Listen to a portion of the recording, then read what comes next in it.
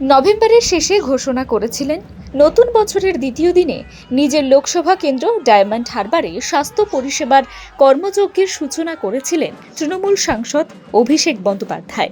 Diamond Harbour Lok Sabha কেন্দ্রের অন্তর্গত 7টি বিধানসভায় 7 দফায় হবে স্বাস্থ্য পরিষেবা সংক্রান্ত কর্মসূচি, যার পোশাকি নাম সেবাশ্রয়, যাকে সাংসদ অভিষেক বর্ণনা করেছেন দুয়ারে স্বাস্থ্য পরিষেবা হিসেবে। বুধবার এই সেবাশ্রয় শিবির পরিদর্শন করতে যান সাংসদ অভিষেক বন্দ্যোপাধ্যায়। কর্মসূচিতে 1200 জন চিকিৎসক এবং 500 জন ডায়াগনস্টিশিয়ান এবং 1500 জন স্বেচ্ছাসেবকও ছিলেন। মহেশতলার 45টি শিবির শুরু হয় 4 মার্চ, তবে চলবে 13 মার্চ পর্যন্ত। তারপর 16 থেকে 20 মার্চ পর্যন্ত 7টি বিধানসভায় হবে ফলো আপ ক্যাম্প, অর্থাৎ যে মানুষ প্রথমবার স্বাস্থ্য পরীক্ষা করাবেন তাদের অনেকের ক্ষেত্রেই চিকিৎসকেরা ওষুধ দিয়ে কিছুদিন দেখে নেবেন।